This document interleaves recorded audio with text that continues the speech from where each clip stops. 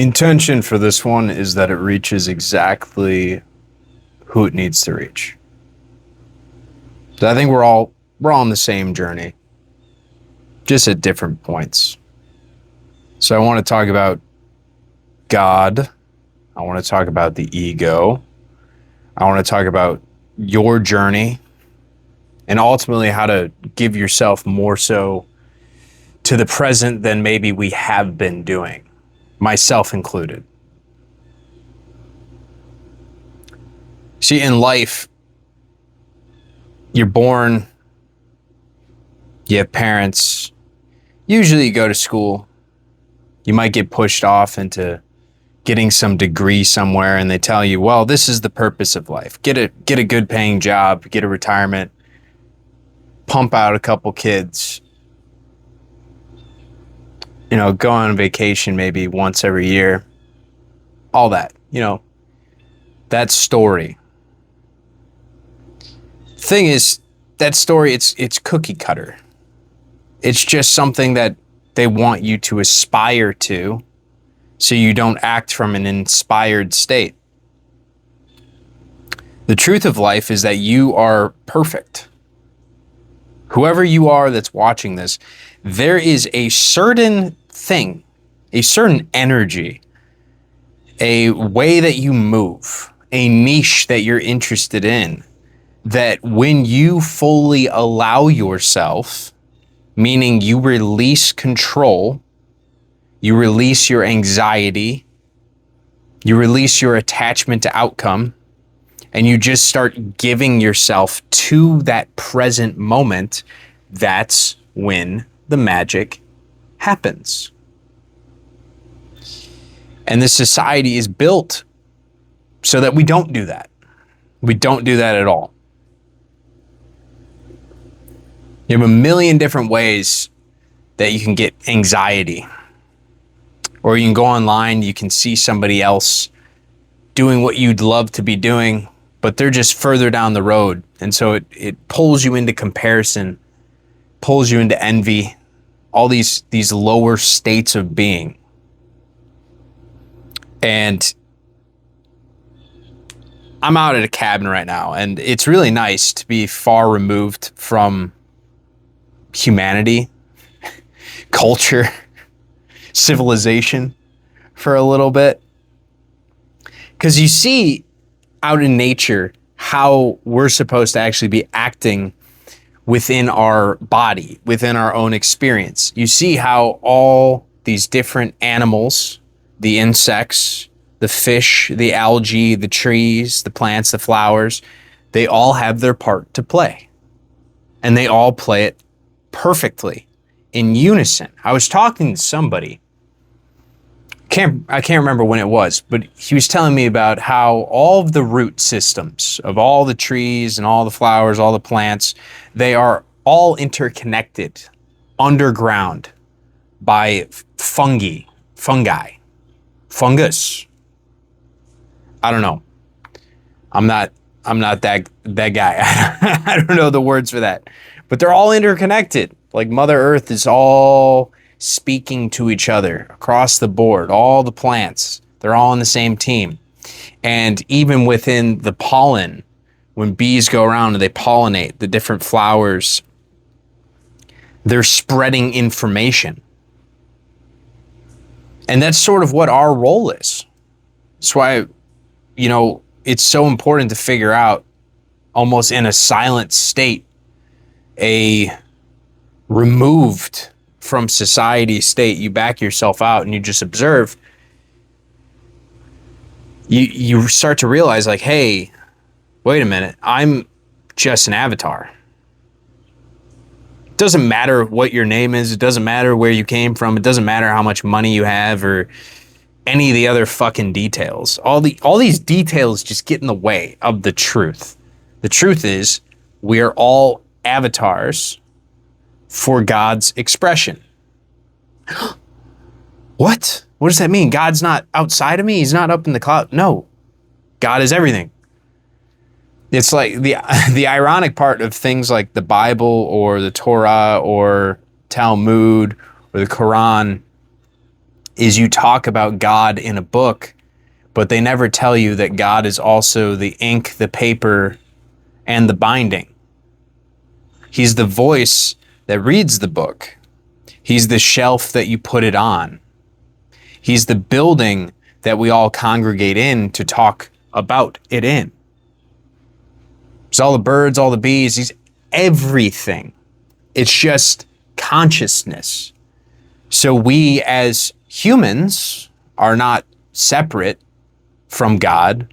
We are God. We're just individualized miniature pieces of God here to express his divine will through our avatars. We use these bodies. It's like we get a loan and we get a small piece of the greater consciousness to then partake in this game in which there's a couple paths you can take. Well, really, it's infinite paths, and then there's one path. But the way it's set up is the infinite paths usually eventually lead you back to the one path after a certain amount of suffering, because you hit a lot of obstacles and dead ends. And then the one path, it still has suffering, it still has obstacles, but you don't really have to think too much. You just have to be. You just have to have the desires that come to you and realize that these are the desires of God for you to have in this life, because there isn't a separation between you and him or her, whatever makes you comfortable. I don't care. Because you are experiencing it for him. He wants to have all these same experiences too. So that's why some of us were wired in different ways. Not everybody enjoys Dungeons and Dragons. Not everybody enjoys going to Renaissance fairs. Not everybody enjoys going to the gym during off times, off hours, just so they can fully dive headfirst into an exercise or a lift or a routine with nobody else around. Just fully embrace the moment, give themselves to the moment. We're all wired differently. And that's the beautiful part about the game. But that's what also causes us the most suffering. Most suffering is caused by, honestly, I was looking for my phone and then I was like, it's right there. It's right there, dude. Yeah, dude. You're filming yourself, idiot.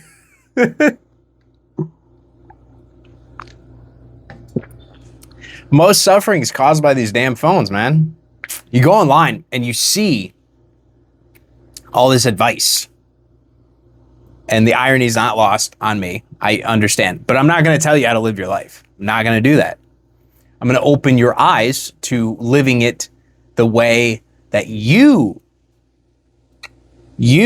want to live it. I'm not going to tell you how to live it. No, because that takes away the beauty of your soul's expression. Everyone's soul is different, but we're all the same. We're all a piece of the greater collective consciousness. And when we are all present, and we are present in God, we are present in our divine creator and realize that there is no separation, that's when we can actually embrace this concept that hopefully I get to see in my lifetime of divine oneness. Instead of hearing stories of Jesus Christ and saying, oh, well, there will never be another one. There can't be another one. The rest of us, we're all sinners. We throw that garbage out because that's what it is. It's garbage. It was created in that way on purpose for the time so people don't realize their true power and potential. I just want you to ask yourself this question before you start writing comments and throwing Bible verses at me and all the other bullshit that they teach you to do. Oh, he's the Antichrist. Shh. Stop it. Stop it. What if throughout time, what if throughout our history, we were all taught a different story? What if we were taught the story that we are all one together, that we are expressions of God, that we are all on the same team and we should all love one another, and that we are not sinners, but instead we are divine, with the option to fall to sin, which all sin is missing the mark. That's genuinely what sin is. It's missing the mark, which let's discuss that a little bit. So you have desire, right? We all have desires. We all have intentions. We all have beliefs and this way that we want to live our life. And then shit hits the fan. Life hits. We start to go through our present moment, and opportunities and people and all these different events pop up. And within each one of these events, we have a choice. We have a choice of how we're going to meet it.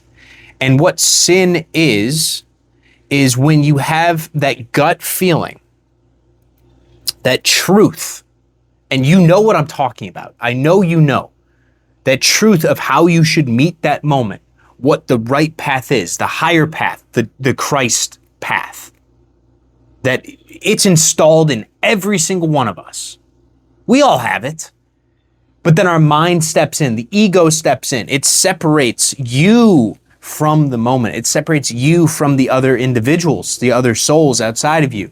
It creates division. It creates gaps. And it creates problems.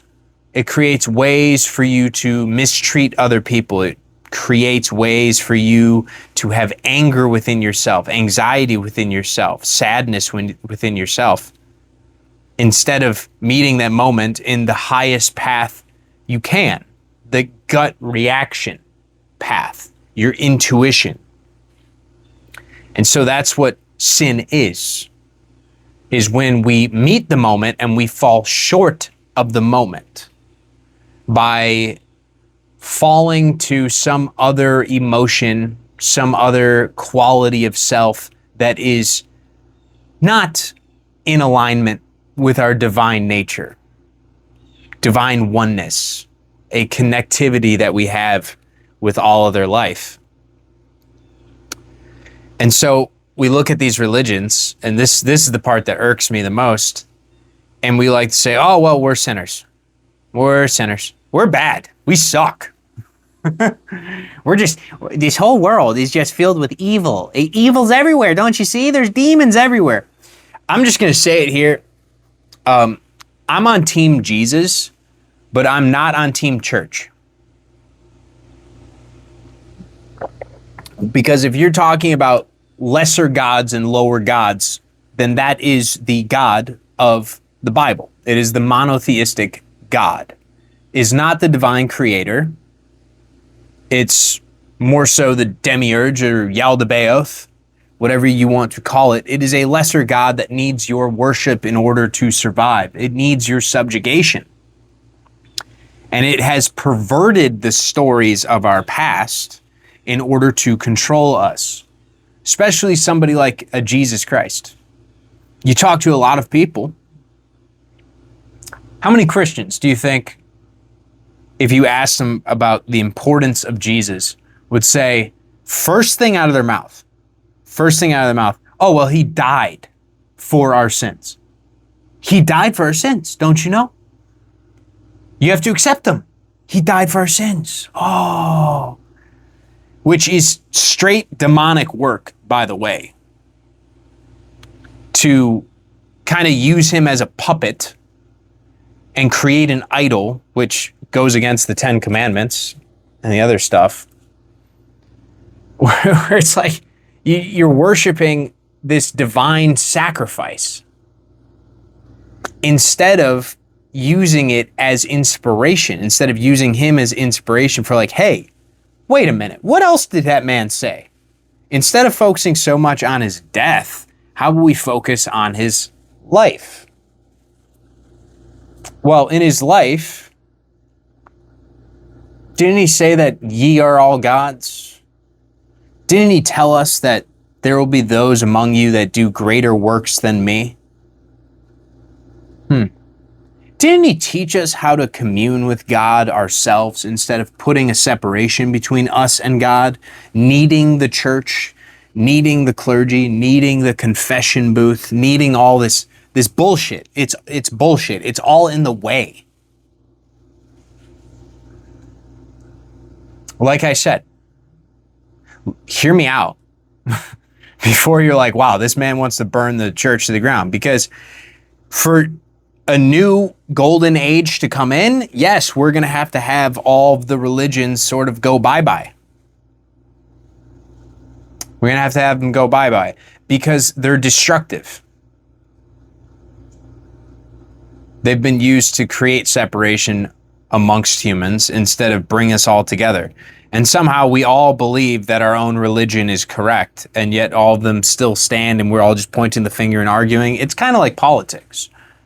It's like, hey man, it's their fault. No, it's their fault. And we don't realize that there's people above controlling everything, controlling the narrative. And it's been the truth the entire time we've been here. And we can all be free of it, but we all have to wake up to it and stop with this bullshit like, oh man, I want to see you in heaven. Keep your creed streak up. I can't stand that shit on TikTok. Brother, those people, no judgment, straight demons. You want to know why? I mean, I love them to death. I love everybody. But that's like demonic behavior. To basically be saying, hey, you better be reading your Bible. You better be doing this app. You better be part of this religion that I tell you. Otherwise, you're going to burn eternally. And we think this is normal. We think like, how unconscious are we that we think it's normal that a loving universe would send off pieces of itself into some type of purgatory, hell reality to just suffer indefinitely for what you do potentially over, I don't know, 70 years here, 80 years here, 90 years here? I mean, shit, dude, there are some people that probably die by the time they're 20. There's a lot of people that die by the time they're 20. And they don't believe in a religion, so where are they? 20 years. 20 years of physical existence in this realm is going to dictate your soul's journey for eternity? And we still believe this bullshit? Holy crap, we are dumb. We're getting played.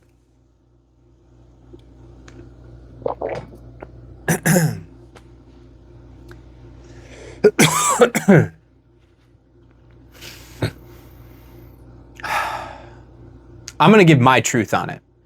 I'm going to give my truth. Okay. Not trying to teach. I don't really care. I just want to talk about it. Because from what I've experienced, what I see is your beliefs genuinely create your reality. Genuinely create your reality.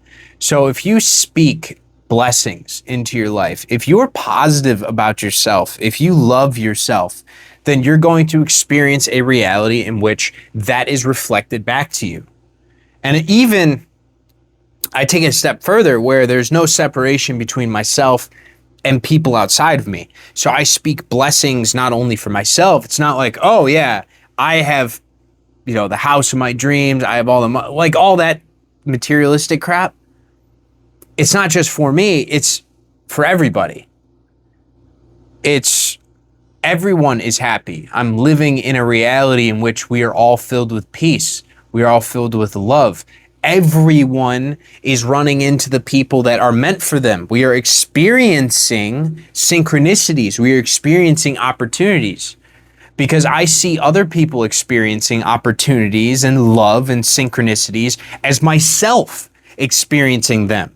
It's a strange place to be where it's almost like everything is a synchronicity. Like if somebody else wins, it's a sign from God because I'm conscious, they're conscious, we're all the same expression. I am now filling my perception with winning. There's no separation between somebody else winning and me winning. It's just still winning. It's good vibes.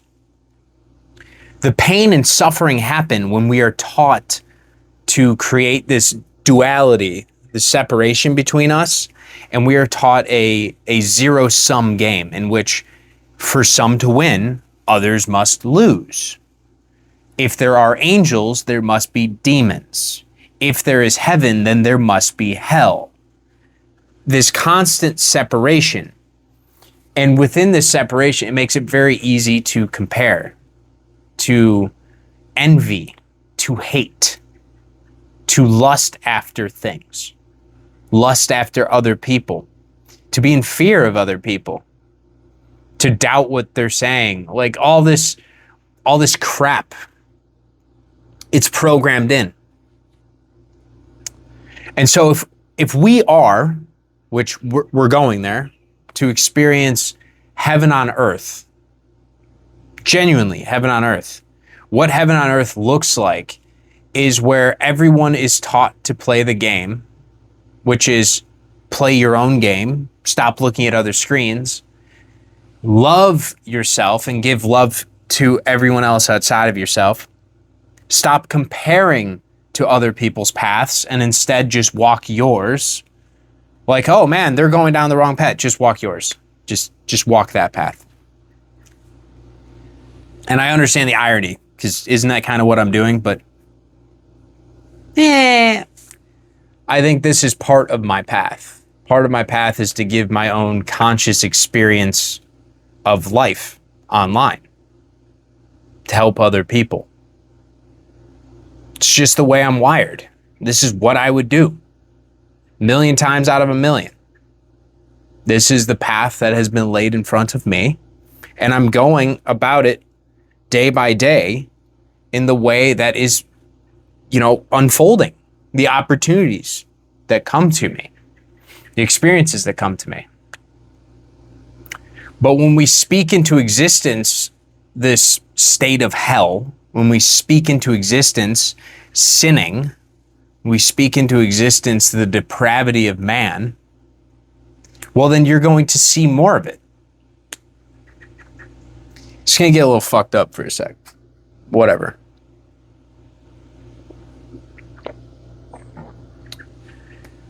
What if the world outside of you is completely in your control? I've wondered this myself.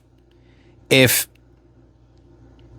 just by being more loving all the time, just by embracing the truths within myself and being present, everything outside of me also shifts to that same wavelength, that same vibration, same frequency. So if you're living out of a state of love, then you start perceiving everything through the state of love.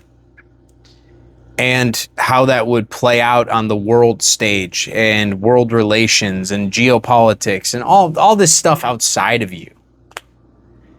And I think we have to hit a tipping point as humanity where we start choosing to see how much we're similar to each other instead of seeing all the ways that we are separate from each other, so that we can actually begin loving one another and we can build towards something productive for our future, because we're all one. We're all integrated in together. Like, I guarantee there's somebody watching. There's probably a lot of people watching that they have their own individual gifts. And they've been afraid to give those gifts because they'll open up TikTok, they'll open up YouTube, they'll open up Instagram, whatever it is, and they'll see other people doing similar things. And so then the thought comes to their head like, oh, I could never do it. I could never do it. You know, they're already doing it. I can't. There's no way. And you have to ask yourself if that thought, if that present moment thought is what you want to experience the rest of your life, because that's essentially what you're going to experience as long as you don't take the leap of faith. The point of the game is to take the leap of faith and then take another leap of faith and then another leap of faith and then just keep leaping until you realize that you can fly.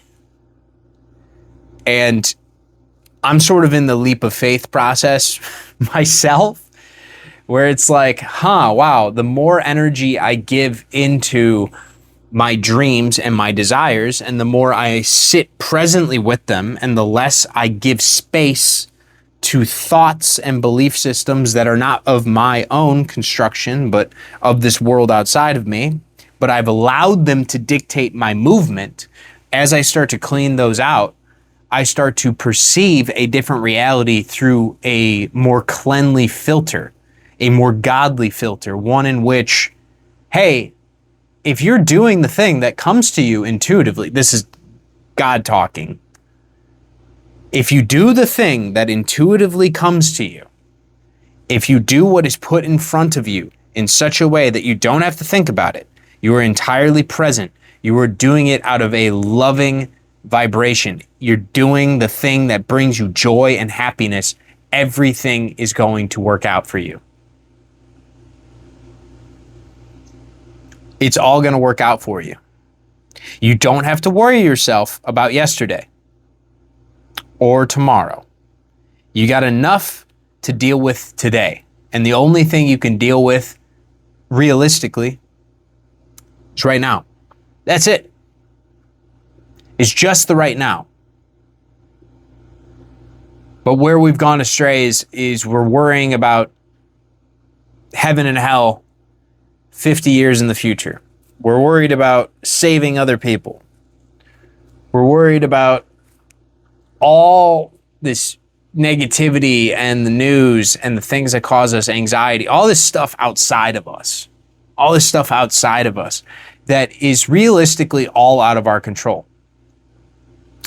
You know, Stoicism is great in that regard, in which you start to realize like, hey, I actually can't control anything in my life, but when I release attachment to trying to control it, and I just live from a happy state in which I am expecting miracles and synchronicities and magic to fill my perceptible reality, then you start to get that. You start to get that way more.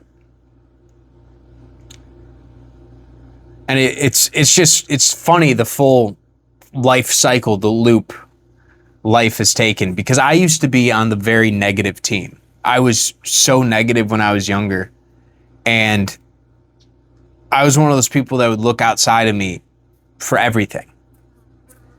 And I would always wonder to myself, I'm like, oh man, why are other people successful?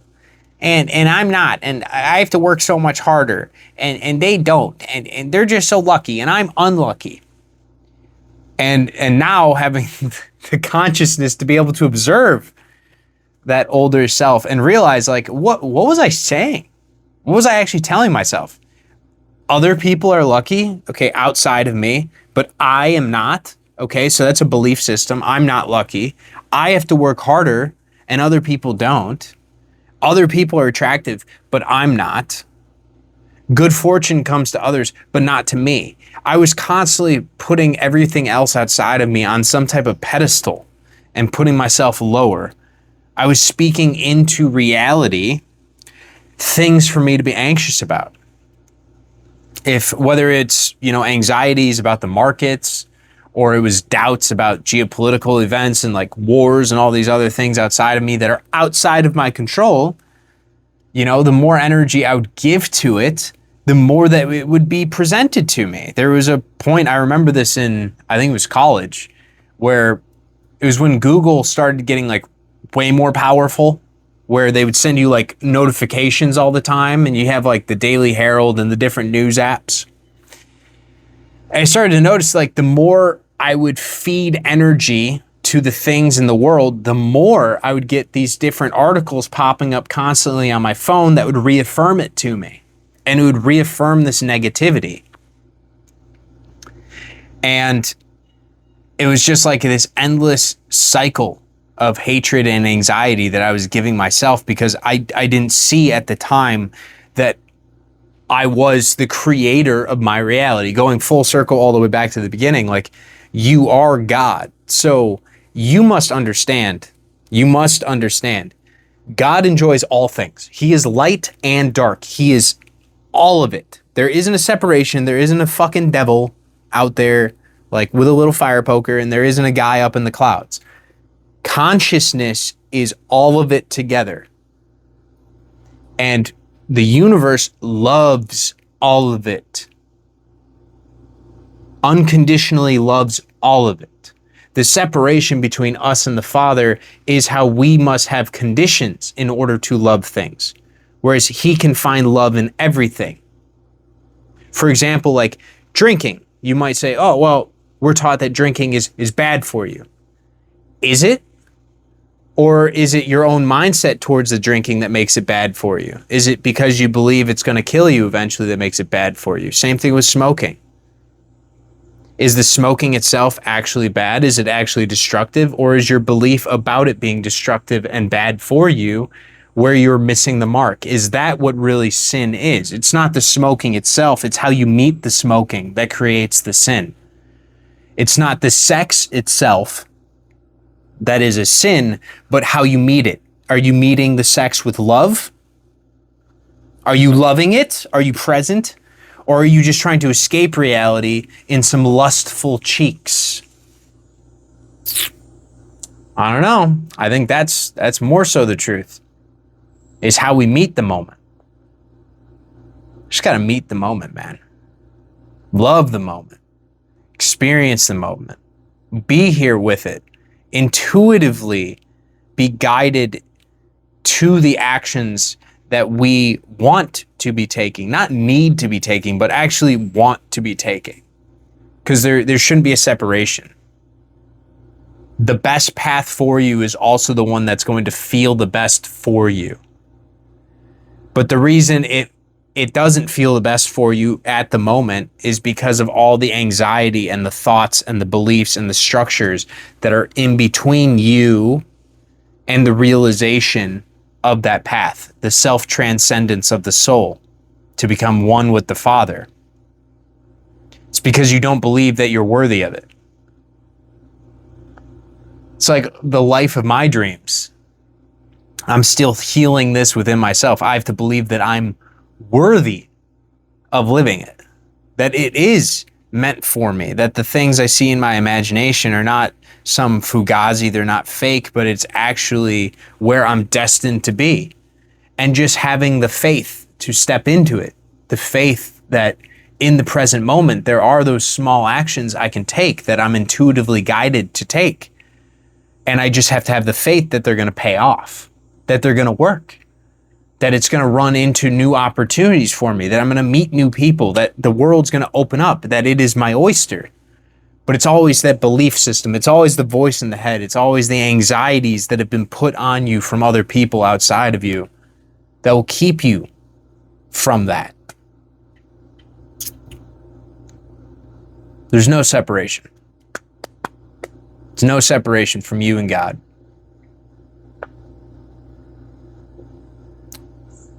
So maybe spend some time with him. I don't know. That's why I came out here in the first place. Spend some time alone. Soul search a little bit. Ask so that I can receive. Realign myself, realign my energies. Detach from outcomes and reattach to the version of myself that doesn't have to really think, that is just kind of retarded, right? That can just kind of go through life and walk through this amazing journey, loving every single piece of it, not in judgment of it, not in envy of it, not comparing myself to it. Every conversation I have, it's a conversation with God. Realizing, hey, we're here. We're here right now, brother. It's me and you. We're having this together. Everything is meant for me. Everything is meant for you. Wherever you are right now, it's your job is to just meet it using that gut intuition. I promise you, your life will get so much better. Just meet the moment out of a higher state of love. Even if it's a difficult moment. Even if it's a difficult moment, there's always a way to meet it that is better. that is more Christly, Christ-like. Yeah, I don't think Christly is a word. One in which you don't have to separate yourself. Right? That's the main thing I want to get back to. Yeah, I love humanity. I just want to see a humanity because honestly, guys, I can tell you, I'm a consumer. Like most of you guys, you like consuming. You like this game. You like collecting random shit, right? We all got our different things. Okay. So I can honestly say I'm on team humanity because for myself, it's also great. When everyone walks their highest path, it means more creation. It means more movies. It means more books. It means more of these different art pieces, whatever it may be. Anything and everything you can imagine comes from consciousness. It comes from God. It is creation. And when humanity wakes up, we're going to start shifting away from this mindless AI trend bullshit and get back to authenticity, authentic creation. And we start to realize like, hey, we actually don't need all this tech and all these companies. It's just slop. It's not real. It's not consciousness. It's not of God. It's false. It's not the truth. And we all can start co-creating this experience with each other, and it leads to just so much more love and unity and sharing. It's going to be beautiful. I promise you, it's going to be beautiful. It's going to be insane. But a lot's got to change. We got to throw out some of the old bad wiring. We have to be more loving to ourselves, be more loving to our neighbors,